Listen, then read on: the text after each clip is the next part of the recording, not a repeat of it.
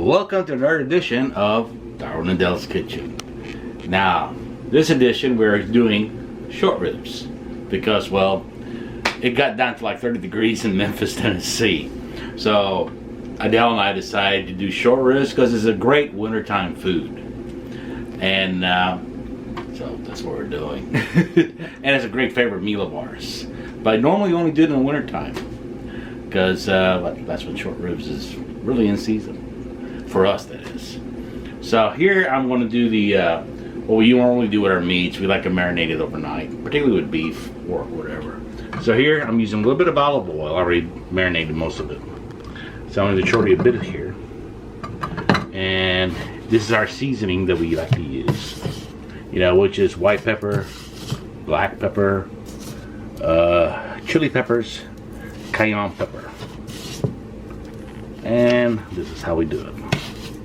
So tomorrow, when we actually prepare the short ribs, we'll actually sear this until it turns brown, and I'll sear it in vegetable oil. But actually, the searing part is the last thing we do when we prepare the rest of the meal.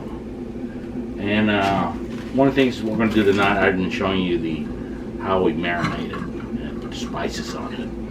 I'm doing here with just the last two pieces. And I just noticed here I got short pieces and 4 long pieces for the Cayenne part of our short ribs.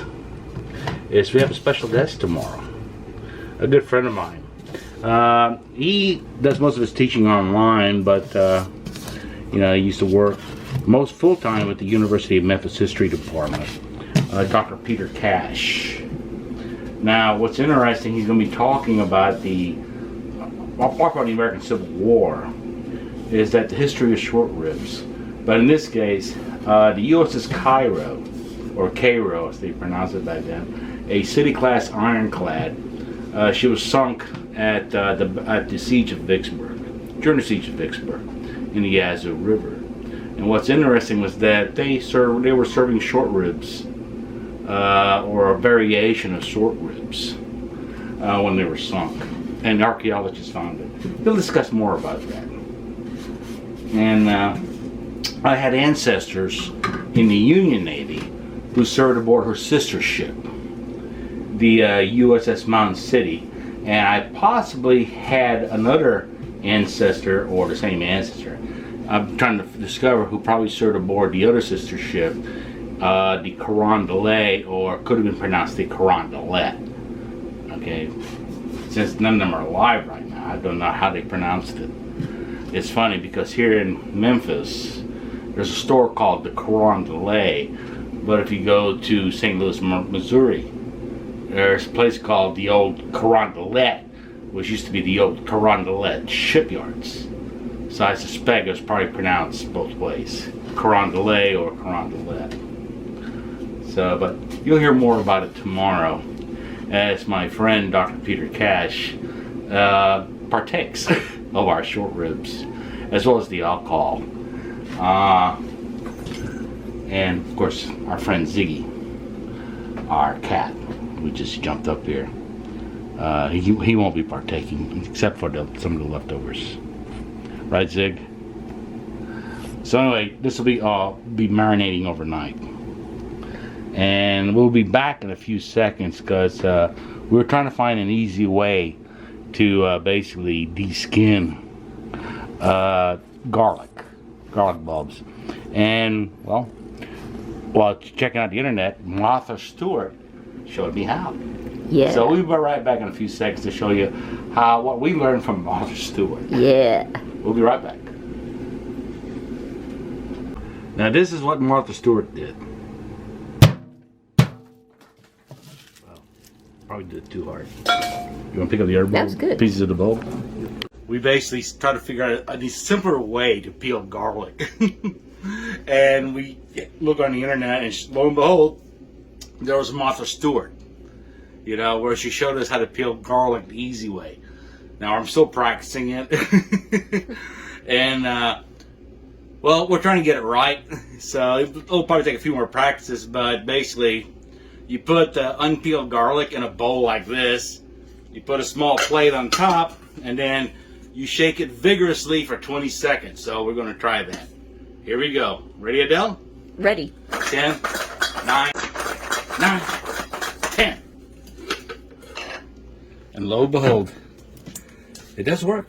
Yay! I'm sure I need more practice though. But look at that, it does work. Yeah. Much easier than using a knife. Yeah. And it helps in the peeling process. Yeah. Look at that. It does work. Yay. Well, probably more practice. So come join us tomorrow when we will have a special guest. Dr. Peter Cash, Professor of American History. He used to teach full-time at the University of Memphis. He'll be our dinner guest as he talks about short ribs and the United States Navy during the American Civil War on the Mississippi River, particularly by the USS Cairo, a city-class ironclad, sister ship of my ancestor ship, the city-class ironclad USS Mountain City at the Siege of Vicksburg. Welcome back from last night when we were marinating the short ribs, as you can see there. We just took it out of the refrigerator, and these are the rest of the ingredients we're going to be putting into our short rib recipe.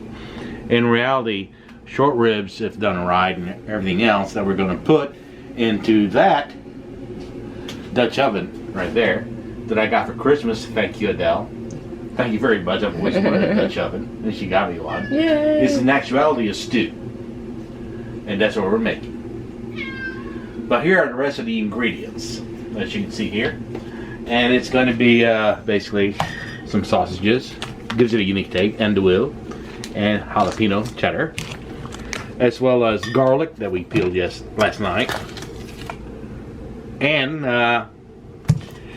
3 large carrots, which if you want to peel them, go ahead. We don't peel ours, we just wash them and scrub them, and basically speaking, because it has a lot of nutrients.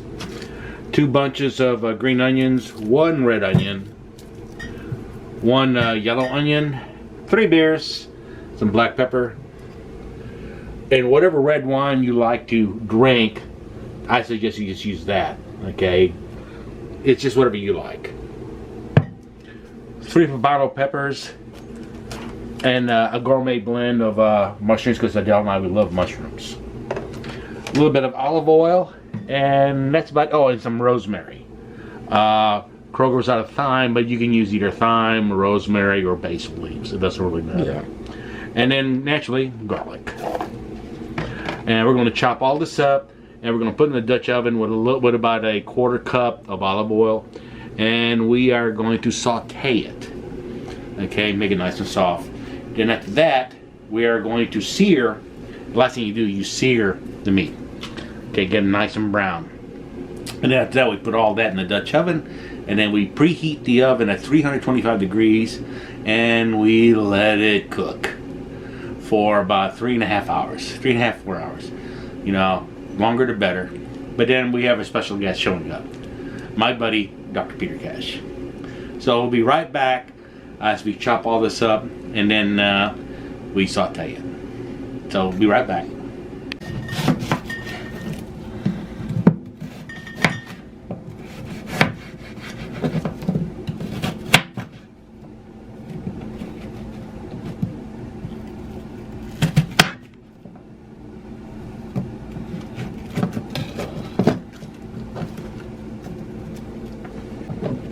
Now in our household, you can chop this up finely, you can mince it, but when we were making short ribs, which is actually a stew that we're making, we like ours in chunks.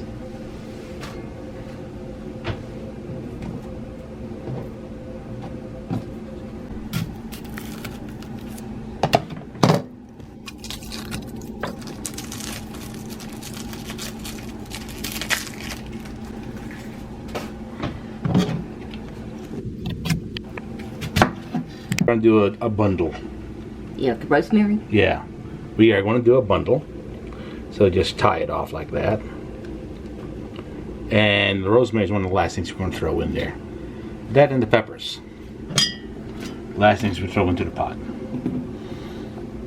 So that basically what happens when everything starts cooking and boiling and all that stuff inside the oven, All the leaves will fall out. I don't think I pull out the twigs. Now, all thing we're doing here, we're going to saute this for basically a few minutes. How long? When this onion here falls apart.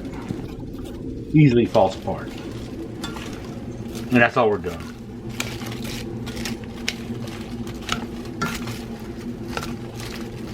Once it does that, once this onion falls apart and I can cut it real easily, then we're going to move it away, and then we're going to start the searing process for the meat. Now, once that searing process starts, and it takes about, all we're going to do is brown the meat and everything in this frying pan. My frying pan wok combination. And there we're going to use vegetable oil, something with a high heat, high temperature cooking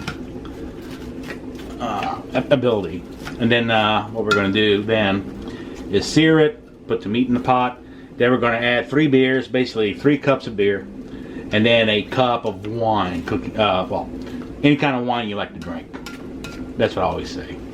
If you like drinking it, then use it. And then as far as beer is concerned, if you use ale, it gives a better taste.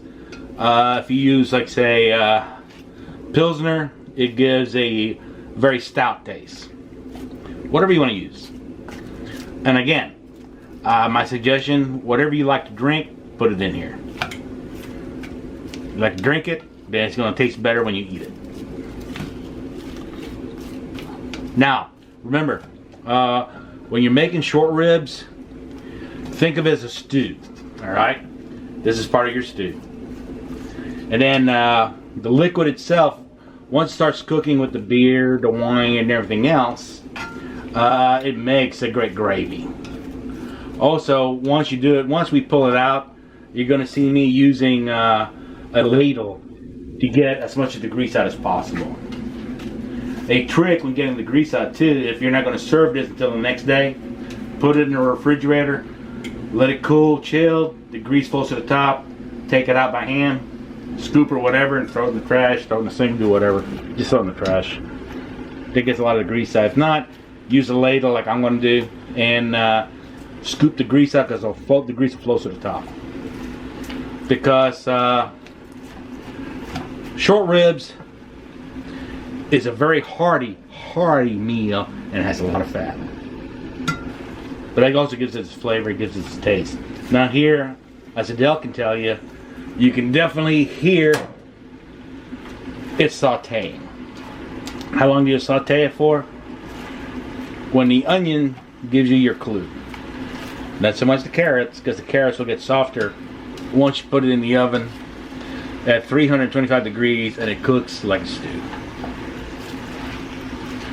Honey, again, thank you for my Christmas present.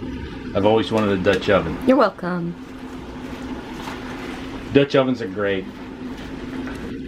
If there's only one drawback about an enameled Dutch oven, is that it easily chips, so you gotta read the instructions to take good care of them.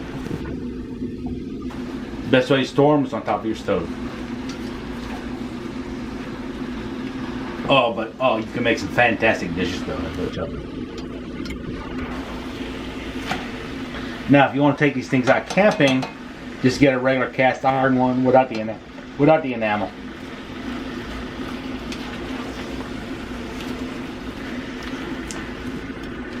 But when you clean them, just use standard soap and water. Don't use citrus cleaners. It'll just it's acidic, and it'll just really ruin the enamel on here. But if you get a close-up of Adele, you can definitely hear the saute. If I saute it long enough for the onions right here to be easily cut apart. That's the trick. When the onions become translucent. Now we got some 3 Poblano peppers. Those will go in with the meat when you put the rest of the liquids in here. Now, as I said, this becomes a stew later when you add all the liquids in there. And like I said, some people add potatoes in here. You know, This tastes really good with the gravy that eventually comes out of here. The broth, whatever. With mashed potatoes. Or just put potatoes in here. Adele and I, we prefer rice. So, you know, you can add this on top of rice that you make separately. Or you can add like 2 or 3 cups of rice in here. And you have a rice stew. Adele still has to tell me whether or not she wants a rice stew or she wants the rice separately. What do you want, honey? You want the rice in here or you want the rice separately? How about separately? Okay, dear. Your wish is my command. See, I told you she tells me what to do that. Right, dear? Yeah.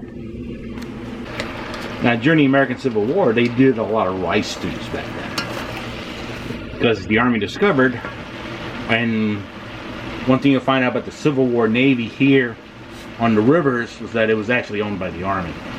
And the Army provided the Navy with a lot of its victuals. And the Army used a lot of rice because it was easier to store and transport than flour. But Dr. Cash will probably tell you that. But other than that, the onion, not quite. But when you can cut it with just not a lot of effort, then you know it's sauteed. So we just keep stirring and stirring and stirring. And you can definitely smell the garlic. Can you smell the garlic, dear? Yeah. Definitely. Oh, yeah. It makes a nice bouquet. What do you think, dear? Yeah. And plus, we love mushrooms, so you know. You can forego the mushrooms, or you can add mushrooms. Adele and I love mushrooms. Add mushrooms. That's just a Darwin and Adele thing. We love our mushrooms and we love our green onions. Right, dear? Yeah. Hey, welcome back. We are currently searing the meat, turning it brown, and then we're going to put it in this Dutch oven. My brand new Christmas present that Adele got me for Christmas. Thank you, honey.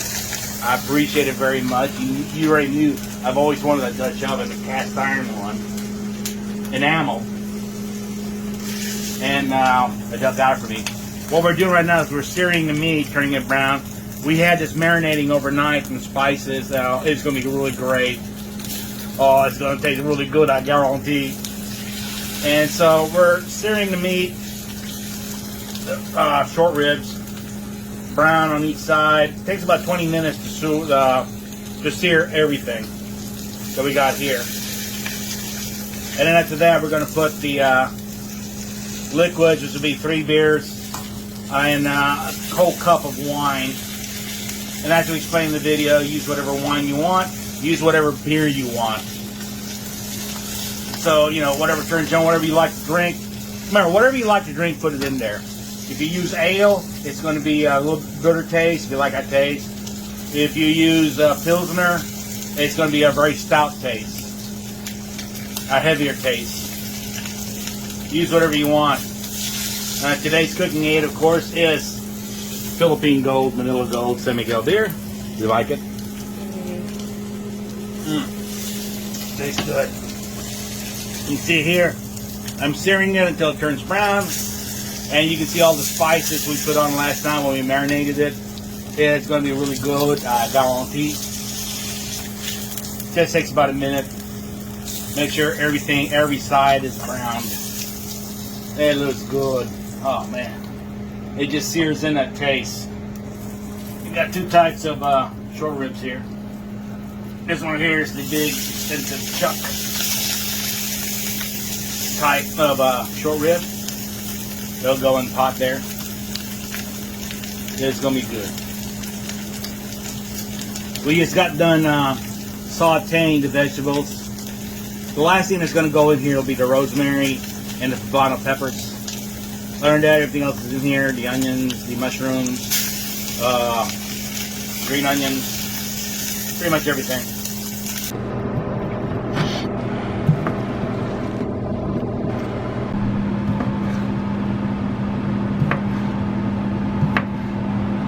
Then pouring the beer. Soon I'll be pouring the beer, baby. Yeah. And wine. Yeah. You know wine? Yeah.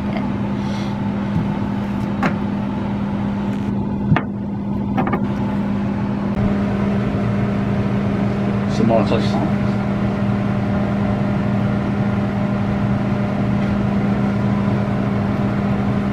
That's good. And pouring the beer in one. A beer. We'll put 3 bottles of beer in here and a cup of wine. Huh? And more salty sauce.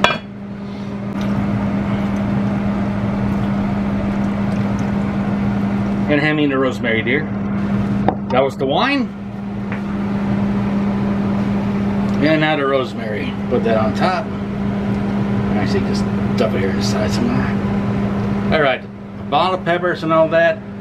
All of these and the sausage and all that flavor is going to go all the way down to the bottom.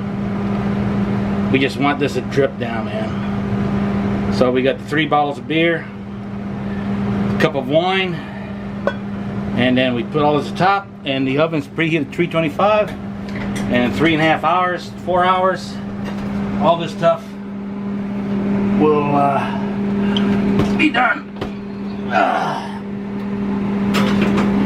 Put that in the meat in the bottom rack, and then we will be back in 3.5 hours.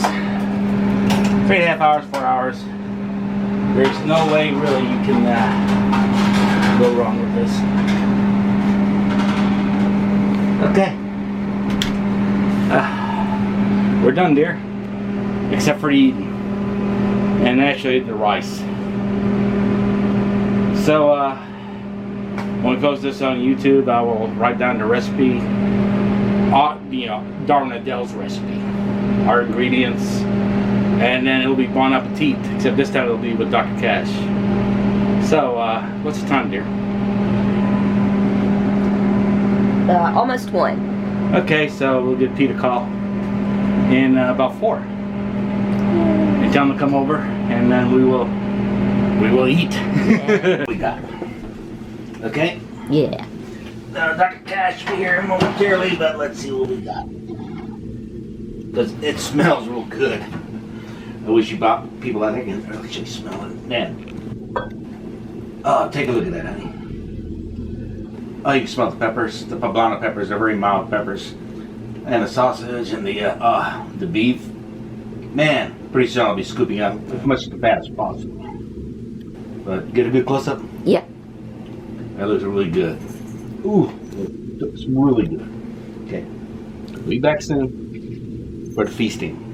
This is what I mean when I talk about scooping up the top layer of fat.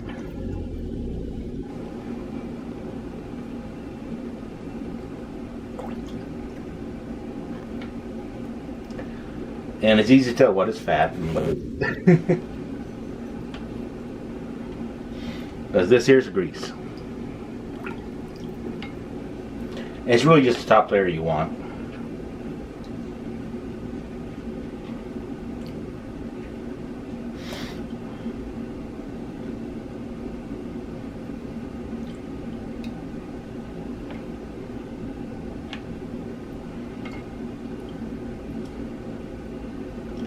And that's pretty much it.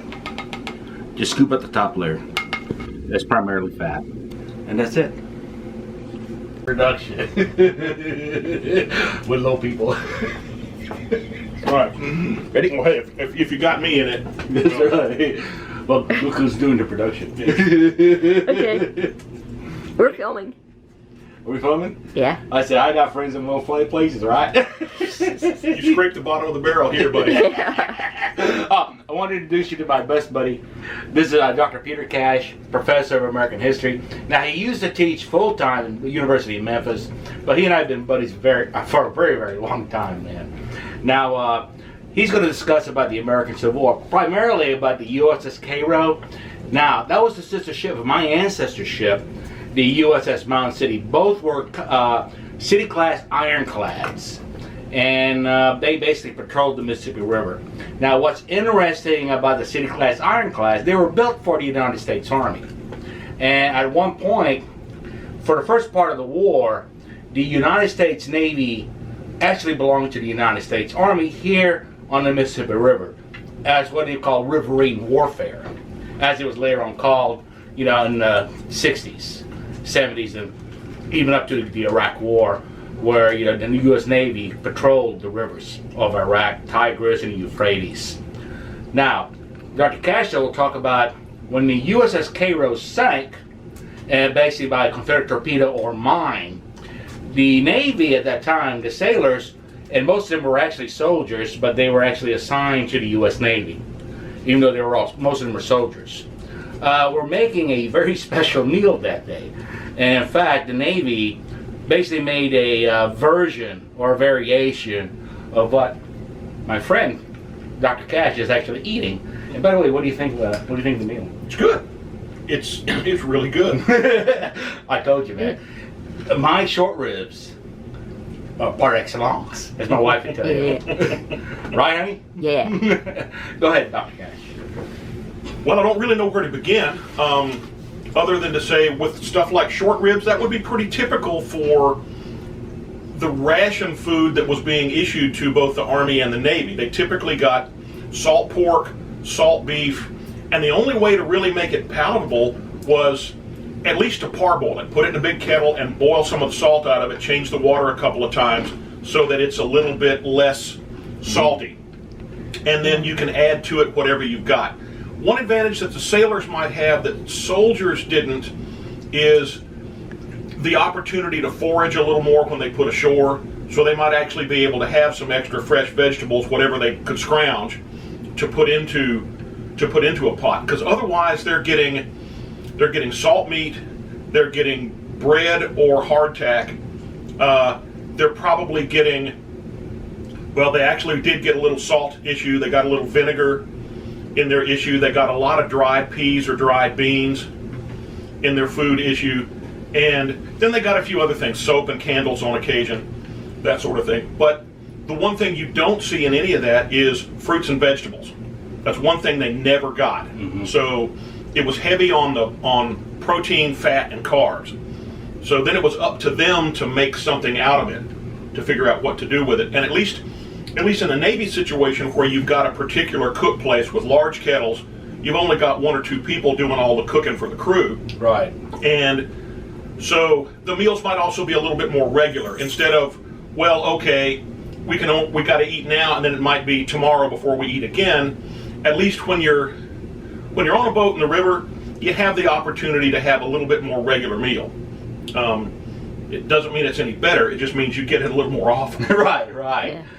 And what was interesting about the Cairo was when she sank so quickly, but fortunately, none of the crew was lost.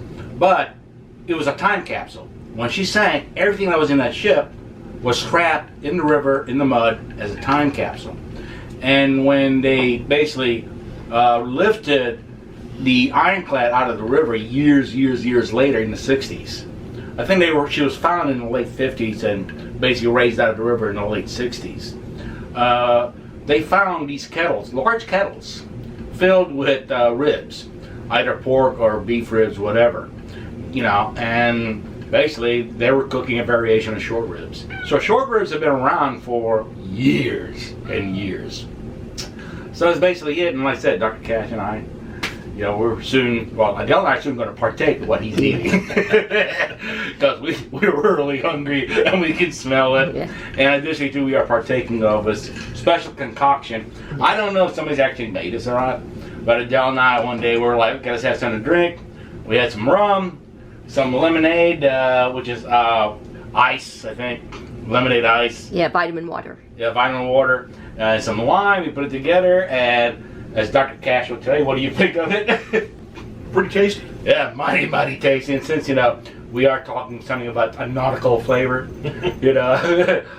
arg. Rum never. Rum. That's right. So, enough of the history. Let's eat. Let's eat, right? Yeah. So, we'll be back again in a future episode of Darwin and Adele's Kitchen. Yeah. Again, thank you very much. And happy holidays.